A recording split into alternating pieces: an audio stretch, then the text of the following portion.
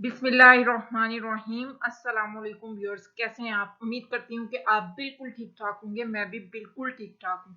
आज का topic start करने से पहले चैनल को सब्सक्राइब करें, लाइक करें, कमेंट करें और शेयर करना मत भूलें और फॉलो करें इंस्टाग्राम चैनल को, जिसका लिंक नीचे डिस्क्रिप्शन बॉक्स में मौजूद है। और press the bell icon button, जिसकी वजह से आपको वीडियोस के नोटिफिकेशंस टाइम से मिलते रहें। चलें स्टार्ट करते हैं आज की वीडियो। आज का टॉपिक जो है वो हमारे पास कौन सा है? Irrational numbers. हम लास्ट वीडियो में चैप्टर नंबर 2 मैथ के हम कुछ डेफिनेशंस को डिस्कस कर चुके हैं, जिनमें से हमारे पास क्या थी? नेचुरल नंबर्स थे, होल नंबर्स थे, रैशनल नंबर्स हमने डिस्कस किए, हमने रैशनल नंबर्स की टाइप्स को डिस्कस किया। तो आज की वीडियो में हम डिस्कस करेंगे इर्रेशनल नंबर। अगर आपने वो वीडियो नहीं देखी तो अभी जाएं, चैनल पर जाएं और वो वीडियो लाजमी देखें। और इर्रेशनल नंबर्स के बारे में अगर आप जानना चाहते हैं डिटेल से, तो ये वीडियो लाजमी एंड तक लाजमी देखिएगा। सबसे पहले क्या कि irrational numbers means not rational numbers, उसको हम क्या कहेंगे? Irrational numbers. इर्रेशनल नंबर्स असल में होते क्या हैं कि इन्हें हम सिंपल एक फ्रैक्शन की फॉर्म में नहीं लिख सकते।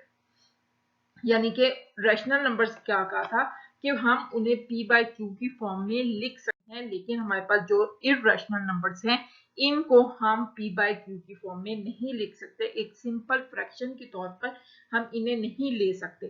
कि जिस तरह के फॉर एग्जांपल कि अगर हमारे पास, हमने कहा था कि अगर हमारे पास p/q की फॉर्म में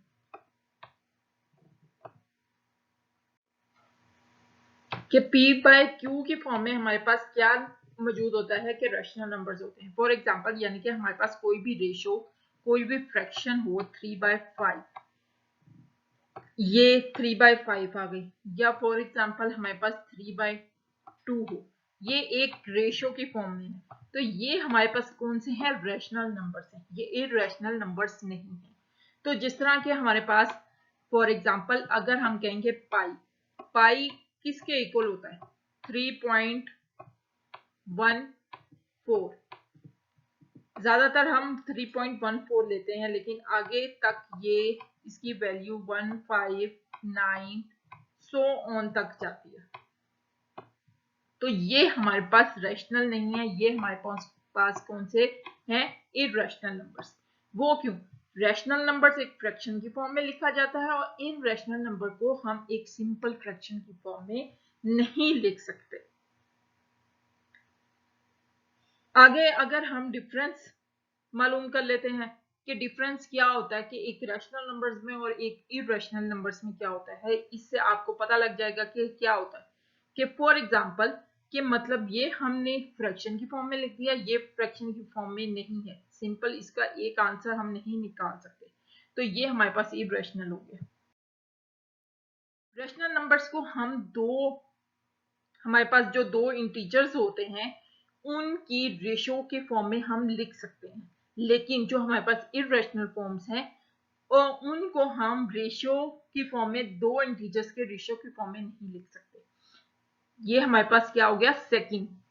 फर्स्ट क्या था कि सिंपल रेशियो की फॉर्म में, सिंपल फ्रैक्शन में नहीं लिख सकते। दूसरे डिफरेंस क्या हो गया कि रैशनल नंबर्स को दो इंटीजर्स की रेशियो की फॉर्म में लिख सकते हैं और इर्रेशनल नंबर्स को नहीं लिख सकते। इर्रेशनल नंबर्स में हमारे पास एग्जांपल आ गई पाई की, जो इसकी वैल्यू होती है 3.14159 एंड सो ऑन चलती है। तो इसका आंसर एक्यूरेट नहीं होता, क्लोज होता है। जिसको हम पाई इजिकल टू 3.14 लेते हैं, वो एक एक्यूरेट आंसर नहीं है, वो सिर्फ और सिर्फ एक क्लोज की फॉर्म में मौजूद है। इसको हम कैन नॉट बी, पाई को हम फ्रैक्शन की फॉर्म में नहीं लिख सकते। क्यों? ये इर्रेशनल नंबर्स है, क्योंकि इसको हम रेशियो की फॉर्म में नहीं लिख सकते, फ्रैक्शन की फॉर्म में नहीं लिख सकते। जिस तरह के आगे हमारे पास, अगर हम एक एग्जांपल ले लेते हैं कि हमारे पास ये 1.75 है। अगर आपसे पूछा जाए कि ये पॉइंट्स में अगर हो आंसर तो इसको हम मतलब कि ये रैशनल है या इररेशनल नंबर है। अब ये देखें कि 1.74 1.75 किसके नतीजे में हमारे पास आया, वो आया 7 डिवाइडेड बाय 4 को हम डिवाइड करते हैं तो ये आंसर हमारे पास आ जाता है 1.75। यानी कि इस आंसर को हम दो इंटीजर्स के रेशियो के फॉर्म में लिख सकते हैं। तो ये हमारे पास क्या हो गया, रैशनल नंबर्स हो गए।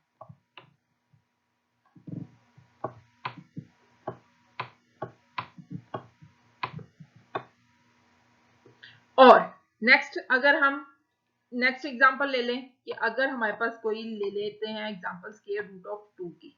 अब ये रैशनल है या इररेशनल नंबर्स है, इसका भी एक्यूरेट आंसर नहीं आता, क्लोज टू आता है। तो इसको हम दो रेशो इंटीजर्स की फॉर्म में हम नहीं लिख सकते। तो ये हमारे पास क्या आंसर, ये आ गया हमारे पास क्या, इररेशनल नंबर्स।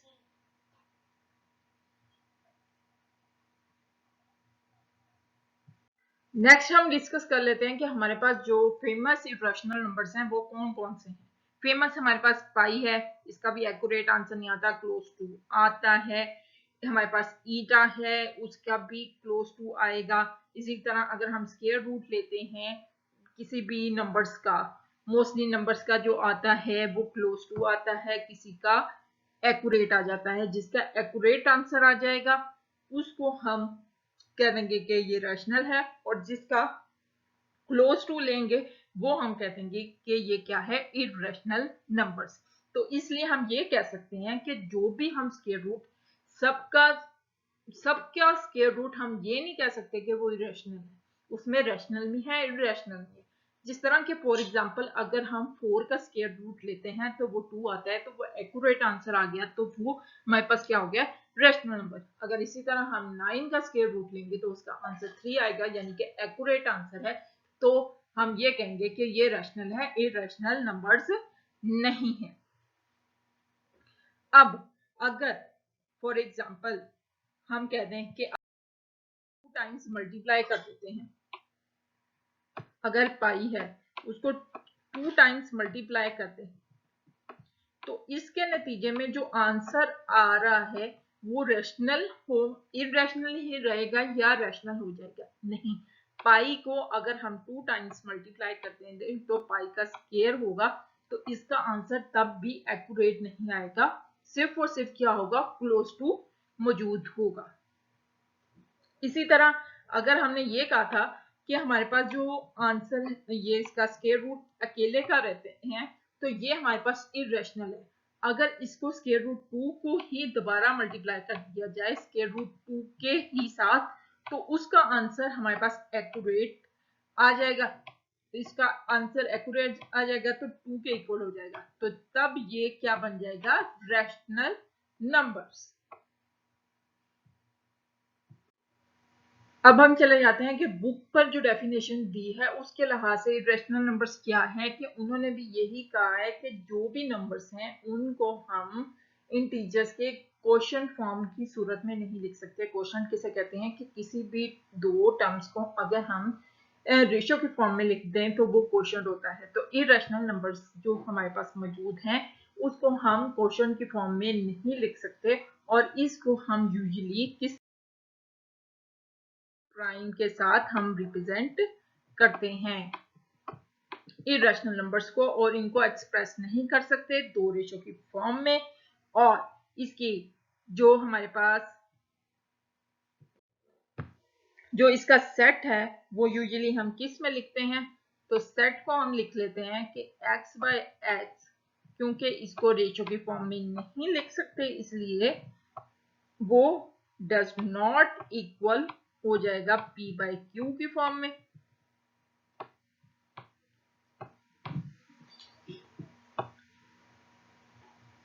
और जो पी क्यू हमारे पास मौजूद है,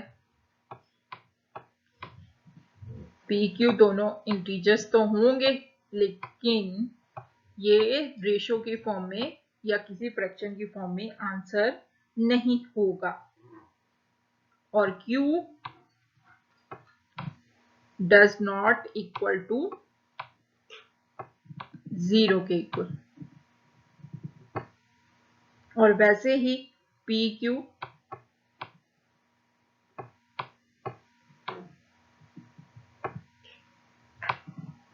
इक्वल टू 1,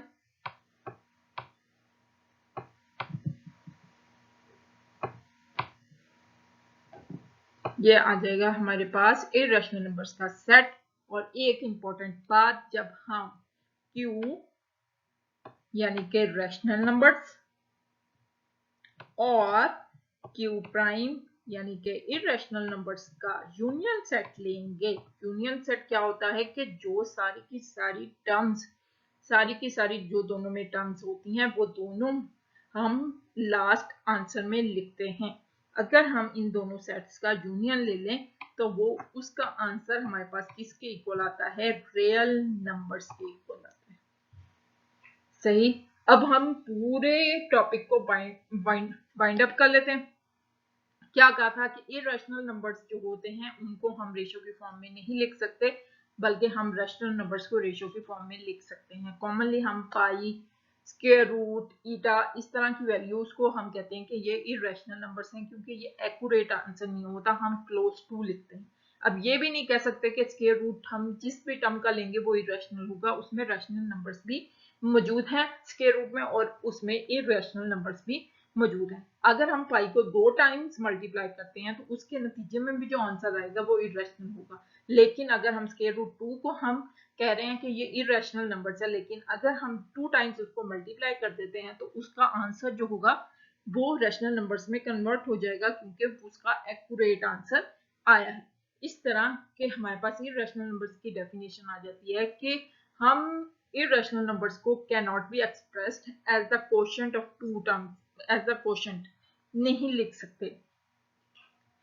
तो हमारे पास Q प्राइम की फाइनल इक्वेशन आपके सामने है, और अगर हम इरेशनल नंबर्स और रैशनल नंबर्स का आपस में यूनियन ले लेते हैं तो उसका आंसर किसके इक्वल आता है, रियल नंबर्स के इक्वल। तो रैशनल नंबर्स और रैशनल नंबर्स के बारे में डिटेल में पता लग गया होगा कि क्या होता है।